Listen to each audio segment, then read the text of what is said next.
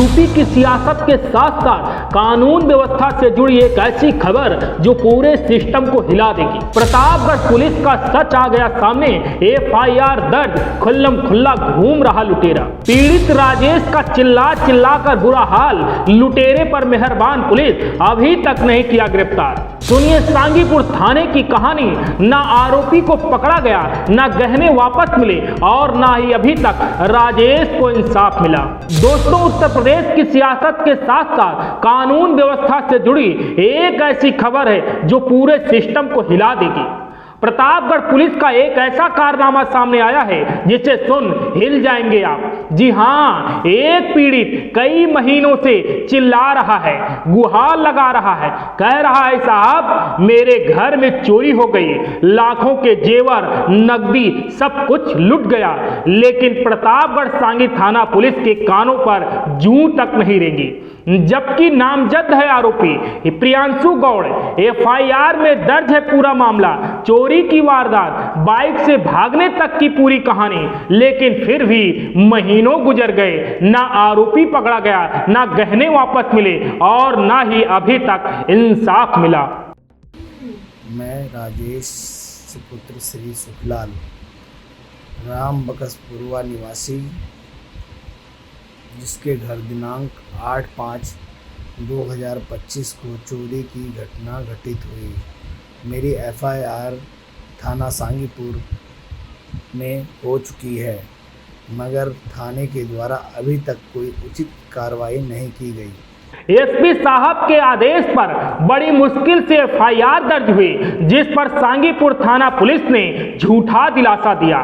पीड़ित राजेश को बोले आपकी मदद की जाएगी, लेकिन पीड़ित राजेश कुमार को ना तो न्याय मिला ना राहत। इसमें अपराधी प्रियांशु गौड़ के पास मेरा कैश, बाइक, ज्वेलरी आदि चोरी की गई है, जिसका नामजद रिपोर्ट मेरे द्वारा थाने में किया गया, मगर थाने से किसी भी प्रकार का सकारात्मक कार्रवाई न होने के कारण मैं अत्यधिक मानसिक रूप से प्रताड़ित और परेशान हूँ। इसलिए आपसे अनुरोध करता हूँ कि प्रशासन द्वारा उचित कार्रवाई कर अपराधी को पकड़ कर मेरा गुम हुआ सामान प्राप्त कराने का कष्ट करें। आज राजेश कुमार चिल्ला चिल्ला कर कह रहा है मेरा घर लुट गया साहब, मेरी दुनिया उजड़ गई, और चोर आज भी खुलेआम घूम रहा है। क्या यही है उत्तर प्रदेश की कानून व्यवस्था? क्या पीड़ित को इंसाफ दिलाना अब सिर्फ एक कागजी कार्रवाई बनकर रह गया है? एक तरफ सीएम योगी कहते हैं अपराधियों को बख्शा नहीं जाएगा, लेकिन प्रतापगढ़ में पुलिस का रवैया है पीड़ित को टालो, आरोपी को छोड़ो। हम पूछते हैं प्रतापगढ़ पुलिस से, क्यों नहीं मिली पीड़ित को राहत? क्या नामजद आरोपी को पकड़ने की मंशा ही नहीं? और अगर पुलिस ने मदद नहीं की तो क्या पीड़ित अब सड़कों पर उतरकर इंसाफ मांगता फिरेगा? एक खबर सिर्फ एक चोरी की नहीं साहब, ये पूरे सिस्टम पर सवाल है। एक कहानी सिर्फ एक एफआईआर की नहीं है, ये उस इंसान की चीख है जिसे इस सिस्टम ने अनसुना कर दिया। लाखों की लूट होती है, नामजद आरोपी का नाम दर्ज होता है, लेकिन पुलिस कानों में तेल डालकर बैठी रहती है।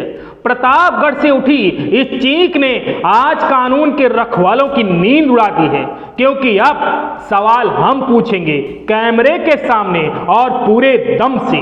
क्या पीड़ित को यूं ही चिल्लाना पड़ेगा?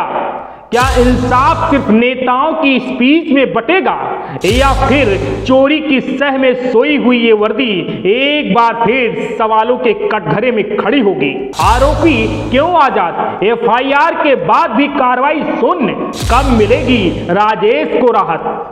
राजेश कुमार की पुकार अब आवाज बन चुकी है, न्याय चाहिए, न्याय चाहिए, न्याय चाहिए। और ये आवाज अब दबेगी नहीं, सवाल पूछे जाएंगे, और जब तक इंसाफ नहीं मिलेगा सवाल ये गूंजते रहेंगे।